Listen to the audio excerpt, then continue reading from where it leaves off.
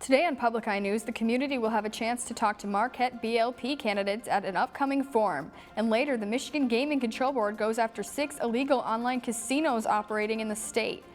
Summer Starrett will have your weather forecast for the next couple of days. Later, Colin Morrison will bring you today's sports breakdown. I'm Luke Niddle.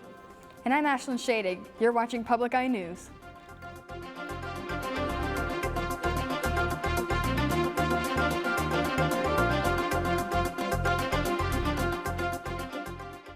On Tuesday, September 30th, a public candidate forum is being held for the candidates for the Marquette City Commission and the Marquette Board of Light and Power. Doors open at 5:30 p.m. in the Marquette City Chambers, 300 W Barga Street. The event starts at 6 p.m. and goes until 8 p.m. If you can't make it in person, it will be streamed on the LWVMC YouTube channel. The audience can speak to the candidates afterwards, but the League of Women Voters of Marquette County will conduct the forum.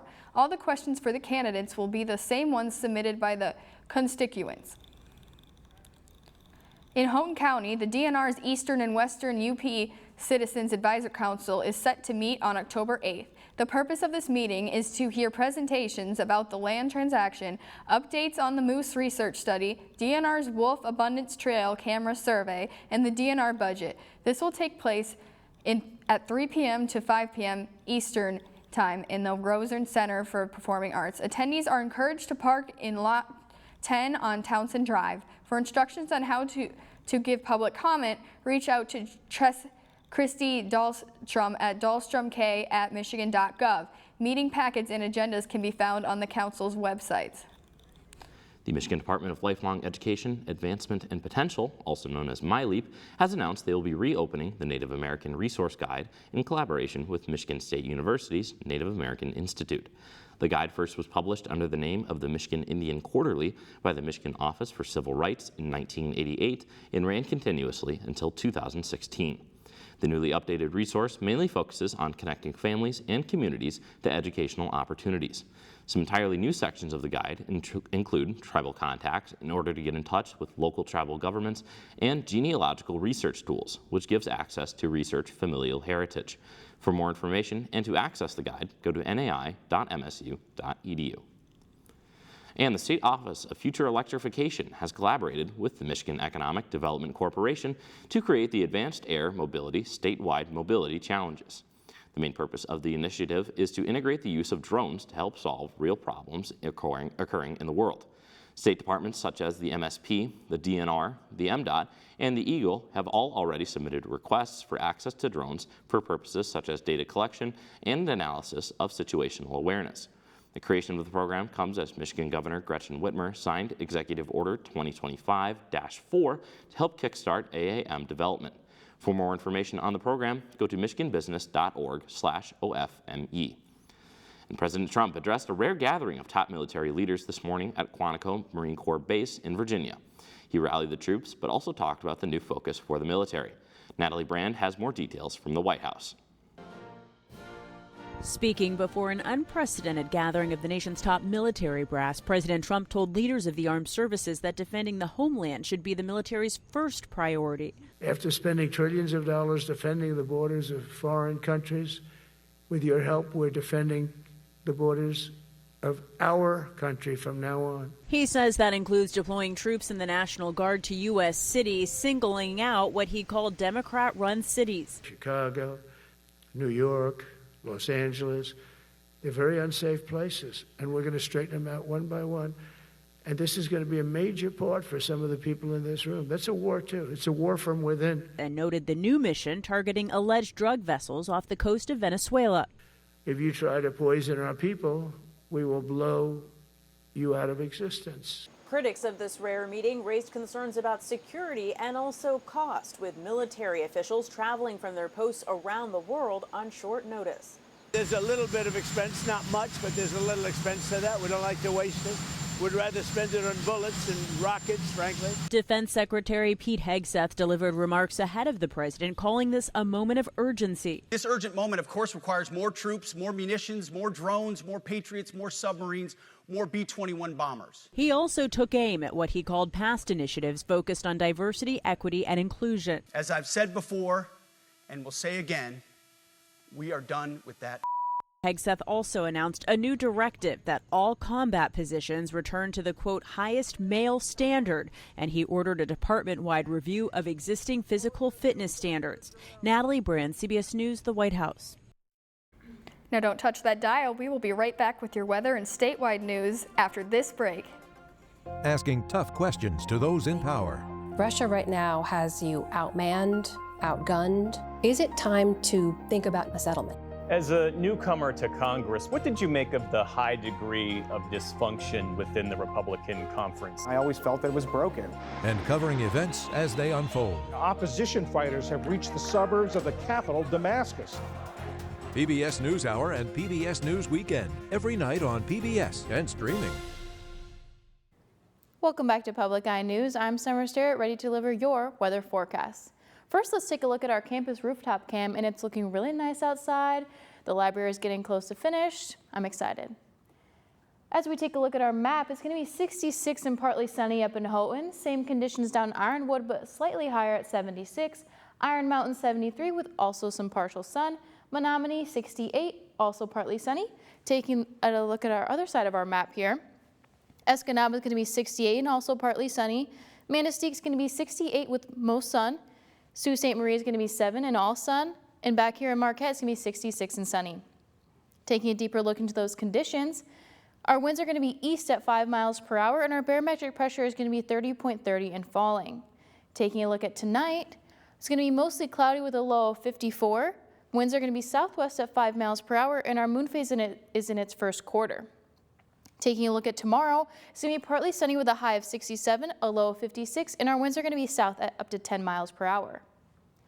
Looking ahead into our week, Thursday is going to be a high of 74 and a low of 60 with that sun. Friday is going to be a high of 80 and a low of 63 with also the same sun. And Saturday it's going to be a high of 77 and a low of 61 with some chance of showers. That's all I have for weather. Now back to the desk. Thank you for that weather update, Summer. Now for some statewide news. The Michigan Gaming Control Board, or MGCB, has ordered 6 unlicensed online casinos to stop offering gambling. These casinos include Future Horizon Casino, True Fortune Casino, Vegas Gems Casino, Goat Spins Casino, Slots.iv, and High Roller Casino. Henry Williams, MGCB Executive Director says, quote, Michigan law is clear. If you want to operate here, you must be licensed. We will continue to hold illegal operators accountable and protect Michigan residents from predatory, unregulated gambling, end of quote. If you need help spotting the difference between a safe gambling site and an imposter, go to michigan.gov/MGCB. Here you can tell whether or not a site is legit or not. Joining the Wisconsin governor race is Democrat Missy Hughes, the former economic development director for the state. She says, quote, I'm not a politician, and that's the point. To create a prosperous economy for the future in all 72 counties, we need a leader who rejects devised politics that leaves so many behind, end of quote. Hughes worked at a dairy cooperative for 17 years before taking her role as Wisconsin economic director. She is going up against fellow Democrats in a primary just over 10 months from now. Current Democrat Governor Tony Evers is retiring after 2 terms. He has not yet endorsed anyone in the primaries. The Senate is set to vote again today on a House government funding bill in a last-ditch effort to avoid a government shutdown at midnight. Talks have stalled despite President Trump and top White House officials meeting with congressional leaders yesterday at the White House. Democrats are demanding health care protections are included in the deal, but Republicans say time's up. CBS News' Tina Kraus has more from New York.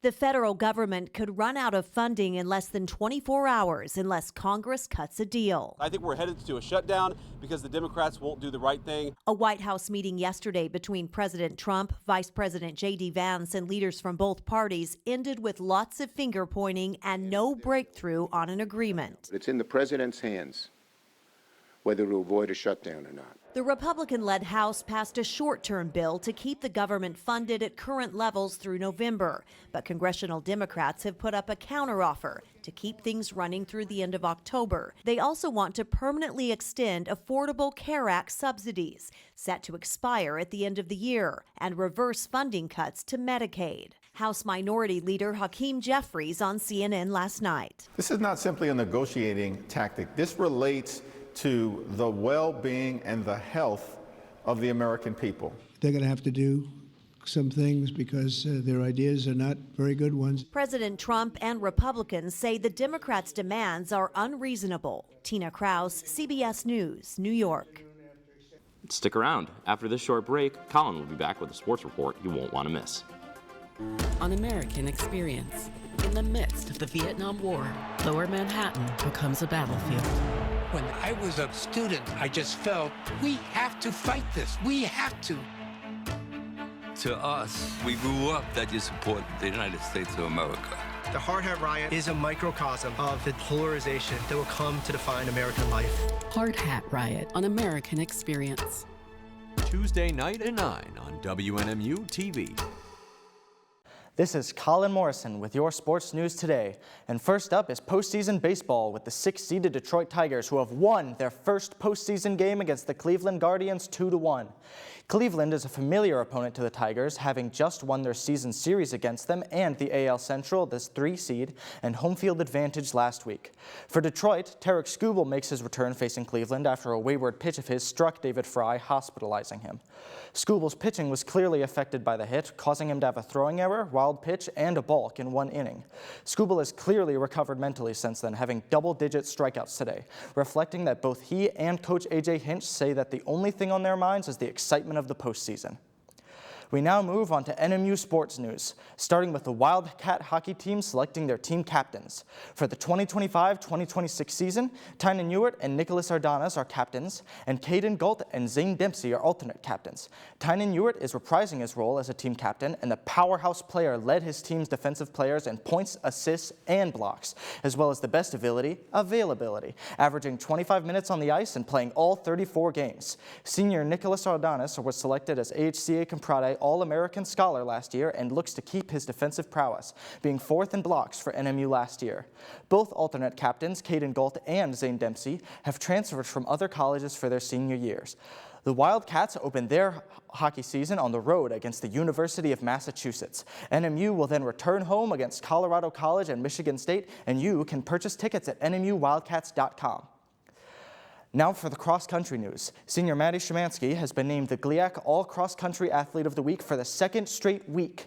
Last week, Szymanski placed 5th at the Roy Griak Invitational and led NMU, earning herself her first GLIAC Cross-Country Athlete of the Week in impressive fashion.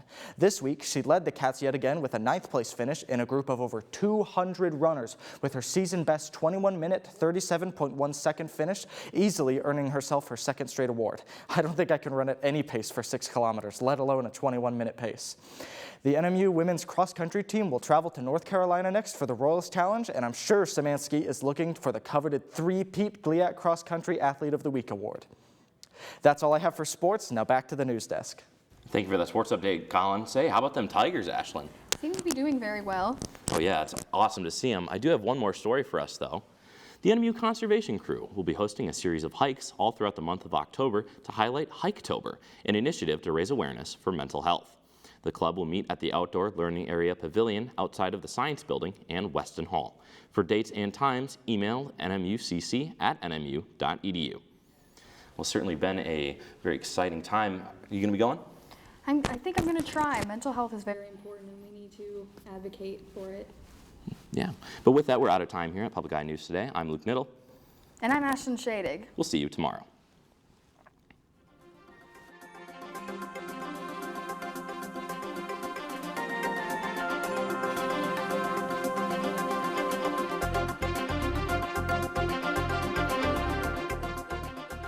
The preceding program was produced by WNMU-TV, Northern Michigan University Public Television, in studios located in Elizabeth and Edgar Hardin Hall.